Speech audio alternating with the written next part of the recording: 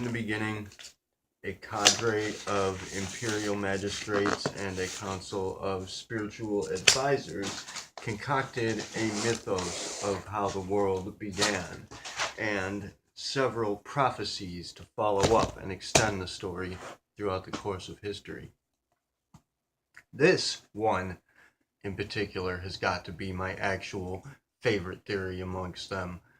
It's relatively short, sweet, and simple, and I kind of came up with it myself. This was not shared amongst other people until I kind of discovered it, which honestly I'm not seeing how that came to be, because I mean it seems rather obvious to me. In any case, get on with it.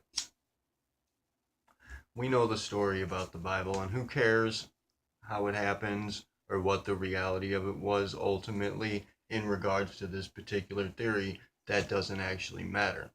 What matters is that at some point Jesus comes into being, and we have several prophecies leading up to Jesus. We have a lot of things that transpire that lead up to Jesus coming into play, but for the most part,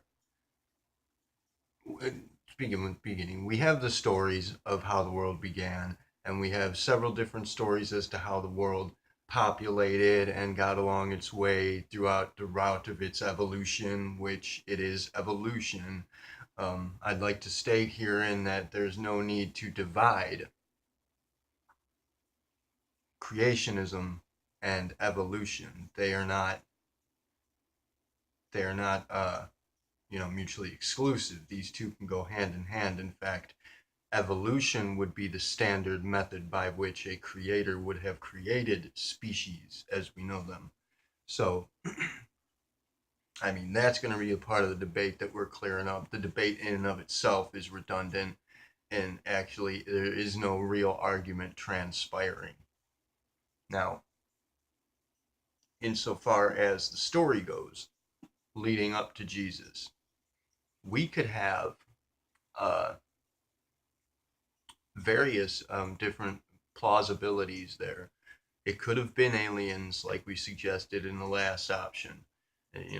That's an option you can take, and it's easily accessible, because I mean it makes perfect sense, and it doesn't really discredit anything, considering that they all fit together. I mean, God could easily have been an alien, and this alien race of angels could have come, this Anunnaki, that could fit. That it doesn't have to contradict anything. It actually makes sense. Or it could be some, supernatural mythos creatures that float on clouds, if you want, and everything about the Bible as it is accepted by modern day Christians for the most part could be perfectly true as well. You can accept it either way. And the story in and of itself has so many differing variations throughout history that, at some point we have to kind of concede that it's likely the story did in fact take place, that these events, as they're told in the Bible, likely did transpire at some point or another throughout our history. And honestly, I'm going to lean, as I've stated before, toward the Hindu Rig Vedas, because I love them. I think they're awesome. And so that's, if I have to believe a version of the story, I'm going to go ahead and stick with that one, because it's possibly the oldest too. And when we're telling a story, the same story over and over and over again, of course you're going to be want to be looking for the original version, and so the oldest is the best we have. I'm going to go with that personally.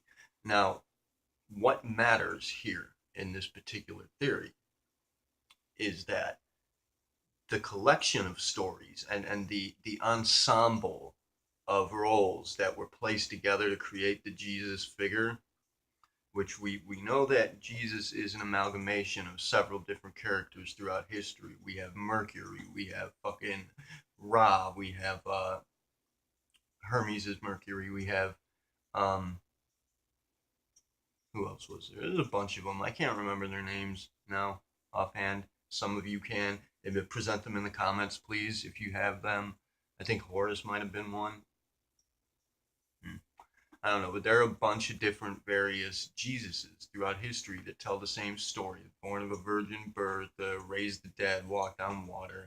did all these miracles, fucking, and the same stories too, raised the same person with a different name in the same setting at a different place, you know. And then of course we have the stories of the biblical flood with Noah being replaced by several different variations of that character throughout the past. We have these stories retelling themselves again and again and again. So again, we have to concede that it's likely the stories are true to some extent or another. However, leading up to actual Jesus. Now, we could have a book, just a book that tells a story of Jesus, and it could be a collection of stories written by various authors that's just taken from older from older, you know, spiritualities, from older societies. And in that sense, it's not really stolen. I mean, it's not copyright, obviously. It's just material that's been gathered. As stories go by word of mouth, by word of word, by printed word, they're passed down the line and they change over time, and people collect them and put them together and do as they see fit with them. And so, in that regard, the Bible is not necessarily stolen ideologies, except for where it becomes a cult, where it actually becomes an active cult. That's when Jesus steps in and makes this happen. Now, we don't know if Jesus is a real person. We can't prove that. However, let's suggest for a second that Jesus is a real person, that Jesus did exist, that everything that's told in the Bible did in fact happen the way it did. The proof that we have that Jesus is the Son of God, and that, you know, this is all true stories, that this is a real deal, Holyfield, is the prophecies. Prophecies that were put together, you know, hundreds of years in advance and then eventually came true. Now, has anybody ever considered that perhaps they were orchestrated?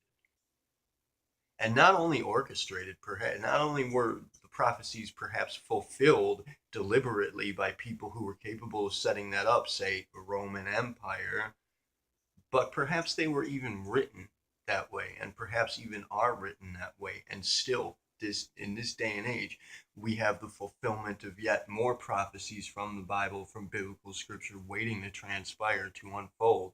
You know, maybe the Antichrist is going to pop up, as is suggested in the Bible, and everything that has to do with the Antichrist as it's told in the Bible and the unfolding of that historical event in the future perhaps will.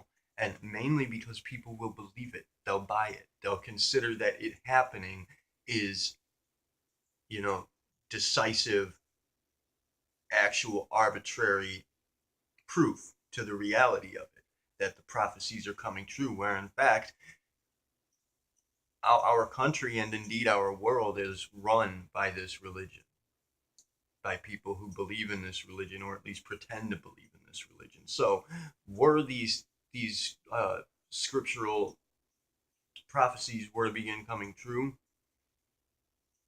it could very easily be orchestrated. It could very easily be a full fledged hoax, because the people that are making it happen, the people that are backing it, the people that you're going to believe, the media, the world governments, and world government indeed, the the heavy movers and shakers, the big deal guys, people that run our world, are a part of this, and were it a conspiracy to orchestrate a hoax of religion, they would all be involved.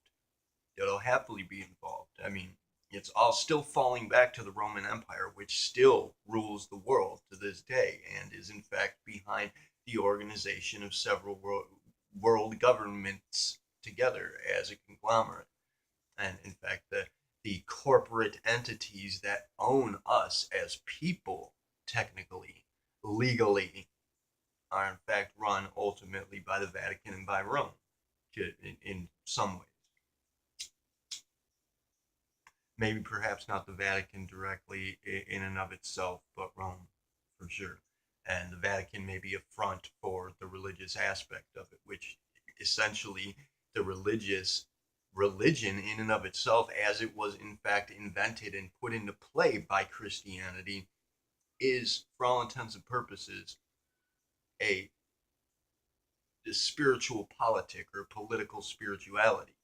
It's setting up a political hierarchy and a stage show for philosophy to be presented as a spiritual methodology.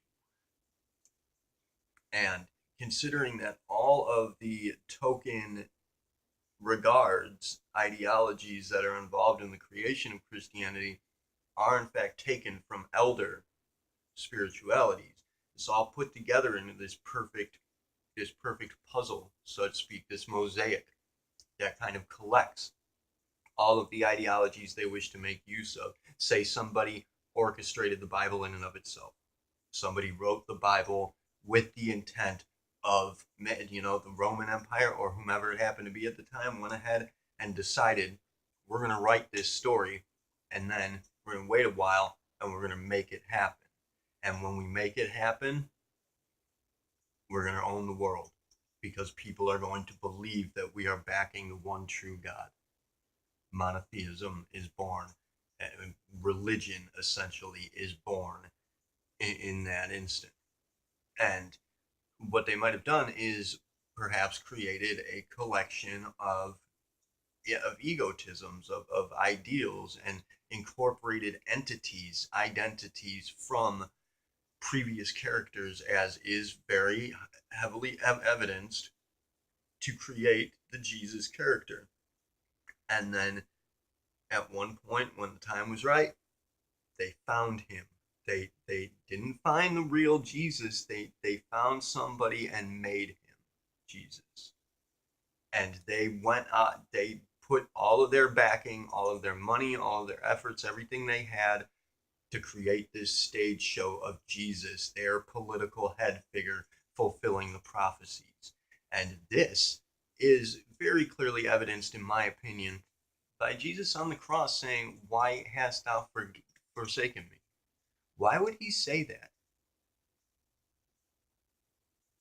Sorry, Jesus saw this coming. Jesus knew it was going to happen, right? And that's clearly evidenced in the prophecies themselves, let alone in his own sayings, as it's told to us, to his own people, to his own advocates and his followers, that he saw this coming, that this was planned. It was the plot by God the Father and the Holy Ghost, to make the Son this blood sacrifice to appease himself. Why would he say, "Why hast thou forsaken me?" on the cross? Last words, really. I'm betting it's because he didn't actually expect them to follow through with it and kill him. I'm betting it's because he was looking throughout the entirety of that incident to his people that set him up and that put him through all that to arrange for him to be, salvaged in some way. Well, he was salvaged in some way, but I'm thinking he thought that really this was going to be a hoax right up to the last moment, and that he was going to live on as, the prescient God figure, the head of it all. But in actuality, they had to go ahead and actually murder him in order to follow through and to make it happen. In order to set that in stone and to make the cult of Christianity actually come into being, they needed to go ahead and not only tie up the loose ends by killing him and Judas, but effectively render it immutable and infallible, in the sense that this prophecy has absolutely come into being. And then afterwards, we have a few people. I mean, the disciples obviously would likely have been in on it. We got a few people that are going to go ahead and say they see Jesus risen from the grave, spread that shit around. They're believable, trustworthy folk because they hung out with Jesus beforehand. And boom, what you have is effectively the orchestrated creation of a prophetic cult that is now, for the most part, just dead set on taking over everything. These guys have their hands in every pocket. Every last little thing in the world is somehow touched and run by them, and not, mind you, the whole world at that time, but their world, their empire, and the area and whatnot, that continent for the most part. And then, of course, what follows then is the Inquisition, wherein pretty much Christianity and Judeo-Christian faith system goes around on its mission spreading the Bible about telling people this is the truth. You have to believe in this, and if you don't, you're dead. We're gonna fucking castrate you, chop your head off. We're gonna have you strewn by horses, your limbs strewn out and pulled off. We're gonna fucking have you put through the rack, have your intestines removed. I mean, they went through all manner of hellish madness to ensure that people had the fucking fear of God in them. When it came down to that, you're told you're a Christian, and if you say nay, holy shit, what might happen to you? You have no idea. That's where the fear of God came from. And I'm going to tell you this much. In my response video, my first response video, I did in fact go ahead and mention a woman who said that fear was not created by God, that fear was not intended by God. Well, in a manner of speaking, that's actually correct, or at least to some extent a true saying, it's a true statement in the sense that in the sense of the fear of God, and that that whole uh, phrase and frame of reference, that nobody should be fearing God. There's no reason for you to be afraid of God. God is your friend. God will always. I'm going to go ahead and promise you this as your resident, actual, real theist. I'm going to go ahead and promise you that God is always on your side. God will always be on your side. God is the best friend you've ever had. God is, in fact, what you are. It is the closest friend you'll ever have, and it's the whole world around you.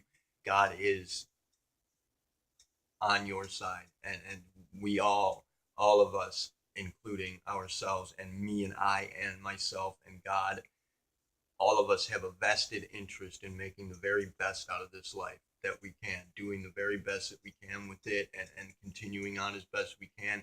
Nobody wants a fucking apocalypse here, not in reality. However, there are people in play who, be it for the sake of fulfilling, orchestrated prophecies, or for the sake of ensuring that their beliefs and their cognitive dissonance is reinforced, are set on having that apocalypse event. They're going to try to make that happen. They're going to go out of their way to try and make that happen. And in fact, as I've spoken to with the initiative, which I'm going to go ahead and state right here and now, that for the most part, Soul Mechanics, at least, perhaps not the Remnants of Tomorrow program, is actually a team that we're a little disjointed at the moment, as usual. And, the initiative is going to be head off by Randy, I believe, if he ever comes back. Who knows what's happening with that? But honestly, I'm going to have to go ahead and state that Soul Mechanics is my precious baby. Soul Mechanics is what I'm running with. The Remnants of Tomorrow, I want to make successful, and I want to utilize to discuss this channel and to discuss everything that's involved with it, and work with principal dynamics and such. And hopefully that's going to work out. If anybody out there gets involved, if you jump on, you say something and make it happen.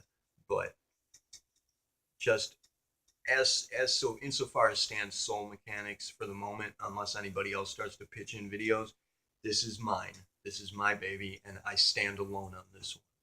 I do not represent the initiative. I do not represent anyone other than my fucking self and my benefactor, the living world. And there is no reason to ever be afraid of the world. Nature may be harsh. She may be out to get you sometimes, but she's not out to destroy you. She's not against you. She's going to challenge you.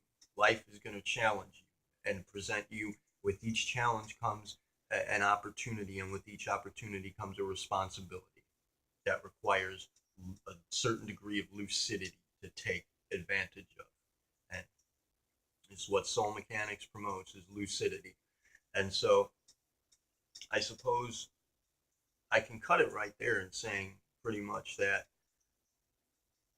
perhaps Jesus was a real figure that was orchestrated. Perhaps Jesus was an actual political figure, because obviously we have state in effect already. We have money changers, we have currency, we have people locked down in that regard. People are dead set on living in this monetary world where money rules, and where we have slave trades, and we have food at cost, and free trade is pretty much out the window. We have capitalism already on the rise. What we need there to actually, you know, make a firmament, to grab a hold of the people by the balls and take control of them entirely, is an active spiritual cult, a religion that takes over the world. And of course, they went around the world and they took over by storm. They pulled out all the stops to ensure that anybody, they come and knock into your door, you know what's coming behind them. If you say no to Christianity, you're in deep fucking shit. And then what's more is they're going to go ahead and promise you that after you die, after they murder you for not accepting Christianity, for having not accepted Christianity, you're also going to go to hell and burn in fiery torment forever. And thereby, now our tradition, our heritage is stolen. Everything, our ideologies, our considerations, our philosophies and understandings are thereby stolen from us and hijacked, held hostage by this movement, by this cult movement. And our people are held hostage at a spiritual level, at a level of psyche. They are sincerely afraid of being tormented forever by this God, by this vengeful, hateful God character. And and ultimately now we have money ruling all over everything because religion is involved with that. Religion is involved in politics as its hand in market. Everything is now related and taken over. Mind, body, spirit. They have you. That's a true psyop. That's how Christianity works. That's how it was born. That's how it maneuvered. And not only is our values in that regards, our tradition, our sacred heritage stolen from us, but we're also threatened and thereby, freely encouraged, not so much threatened as we are, just heavily encouraged at penalty of death to forfeit any power that we do have, to forfeit the understanding we have of how the magic of life works, our magical technology, to forfeit our sacred heritage, to throw away our destiny, and to succumb to the hands of their proposed fate. And this, the reason that I have to fight this, ultimately, the reason why I have to, step aside from the initiative in that regard, at least step aside from my role as director and effectively become a renegade operative, is because they're giving God a bad name. They're giving truth a bad name. The people who are out there making these videos calling themselves the truth community, whilst preaching that lucid dreaming is evil and that practicing the laws of attraction is work of demons, whilst going under the title truth community. They're giving everything a bad name, and they are going right out of their way, every step of the way. They're going fucking by and large above and beyond to ensure that the very conceptual idea, the very construct and understanding, our very connection and relationship to the reality of an existing God is entirely destroyed. So, thereby, again, I'll have to reiterate, Christianity is an anti-theist movement. Religion is anti-theist. People who are atheists out there, you are not anti-theist. You don't even know what God is. Religion is anti-theist. You are simply atheist, or rather, it's sort of leaning towards agnostic, really, because you haven't determined the identity of God as a concept yet. And it's just it's again it harkens back to the Tower of Babel story and us being in this sloppy slew of miscommunication. It's just nobody knows what the fuck they're even talking about. They all have different ways of saying the same things, and they think that they're arguing with each other, while at the same time people are actually raising arguments that they don't even understand. So that's why Soul Mechanics is here. We're going to straighten that shit out. And anybody that pays attention, buckle the fuck in, because that is the final theory to be proposed before we actually reach into our toolkit and start working with the values in play. So the next theory to be presented is going to be our working theory as soul mechanics. That is me, myself, and I. So love you guys. Thank you for watching. Hila Salai, Terve Une Namaste.